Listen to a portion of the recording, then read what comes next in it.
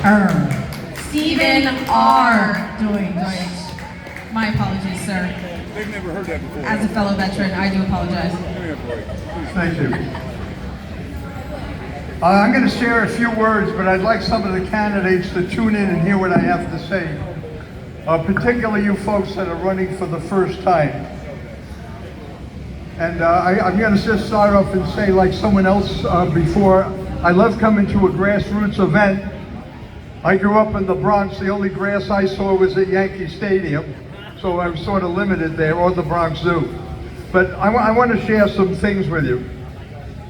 You're going to hear a lot of candidates come to you and say, I'm going to promise to do that. I'm going to promise to do this. And boy, that's real easy to do. The one thing that I am proudest of, in my entire life, I've only made one promise: to use my experience, my education, and my background to serve the people I represent. My promise has been that I will be there every day, that I will never miss a session, and I never miss a vote. And that's what I've done. I've also said that I will meet with everyone. I will take every phone call. I will answer every email to the best of my ability to represent you, the people of Charlotte County. And I want to talk about some specifics. Oh, by the way, I did make another promise, sorta, kinda. Some of you that are in Charlotte County know about Murdoch Village, which we inherited from prior commissions, which was a nightmare.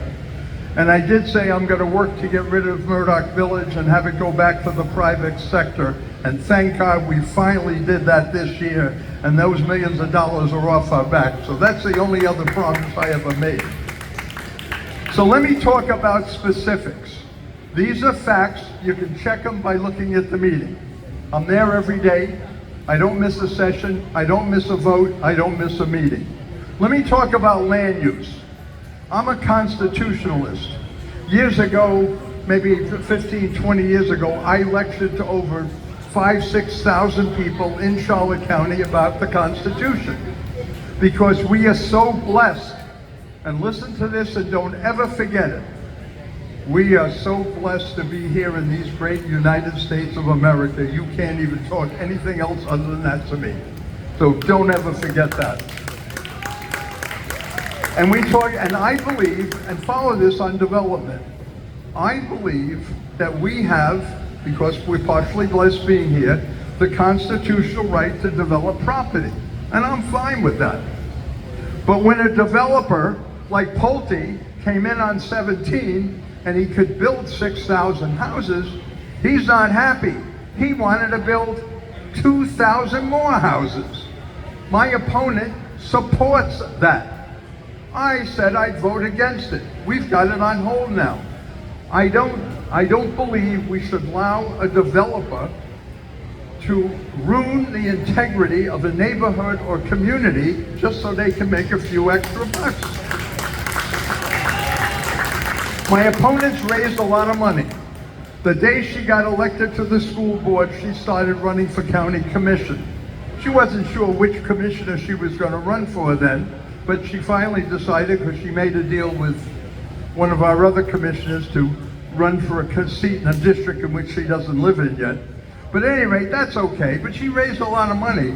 She's got somewhere around $60,000, $70,000 from developers. Let me tell you about another one of my votes. I had never been to a Buc-ee's in my life. As you can see, I occasionally enjoy a good meal. So I'm looking forward to Buc-ee's. I heard they were a lot of fun. But when they wanted to put Buc-ee's, and they wanted to put, Tim Ritchie, are you listening to me? When they wanted to put 100 gas pumps 100 yards away from the Peace River, I would not vote for that. That's number one.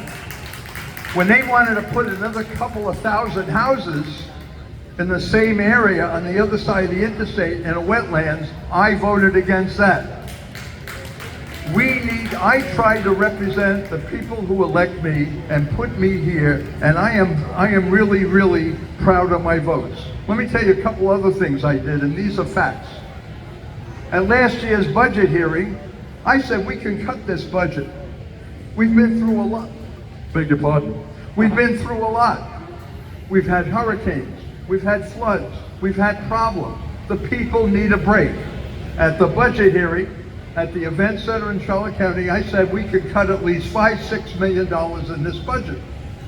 So 3 or 4 of the other commissioners said, well, why don't you bring us a list? Bring us a list. Let us know where you think we can cut this budget. So at the end of September, I came in with a list. Over $10 million in budget cuts. They said, let's hear it. And I started going through the list. We don't need county departments with $500,000 surplus at the end of the year, which is our taxpayer money. 4 of them, no, 3, one didn't say anything. One said, well, you got some good ideas there, but you know, maybe we ought to look at it next year. Next year doesn't work for me. We could have cut the budget last year, and I'm going to work to cut the budget this year. And if you re-elect me, I will definitely work to cut the budget. And hopefully if you re-elect Fleming, I'll have a little help and I'll have somebody second that motion.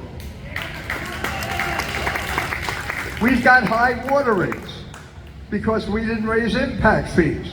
And then we also have another problem that everyone has to be aware of. And those of you running for the state legislature, listen to me, please. Don't attack home rule.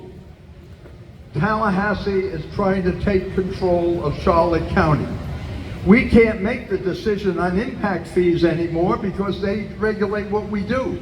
They can even come in, if you have a house and you have 1.5 acres vacant lot next to you in your zone residential, and they want to come in and put a couple low-income houses, guess what? You're going to have a multifamily house for a neighbor because the state overrode Charlotte County. Those are facts. Those are real things. I did vote against the water rate increase, and I believe strongly in home rule. The promise I'm going to make to you, the people, you decide this election. Not the fact that my opponent has almost $200,000 in the bank because of, let me show you this. I probably have 50, how many people are supporting me in the campaign? Would you raise your hand, just some of the red shirts out there? We're going to win this election not with $200,000 or $300,000. We're going to win this election with 200 people that are going to knock on doors and share our literature and tell the truth. The only promise I'm going to continue to make to you, to the best of my ability, and by the way, I'm a kid who thought he'd never get out of high school, who ended up getting a couple of graduate degrees and taught at a couple of universities and colleges and realized I had a half a brain thanks to the military. But the important thing, you got to vote. We could use some more volunteers. We have well over 100 people. We have a little table over there, and somebody in a red shirt would be happy to take down your name and number. But you guys can make a difference.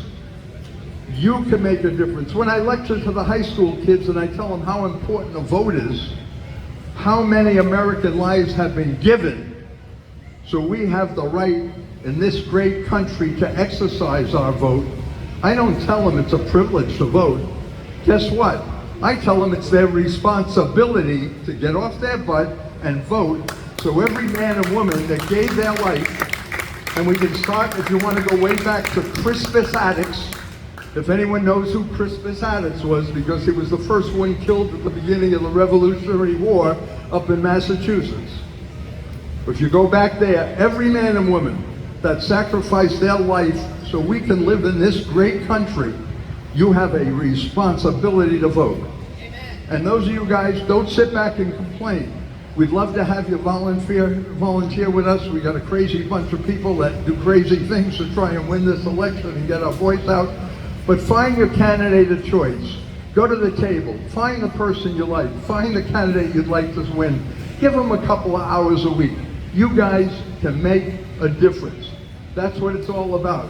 Standing up and making a difference, and never, ever, ever, ever lose sight of the fact how blessed we are to be here in these great United States of America. God bless America. God bless you all. Thank you very much.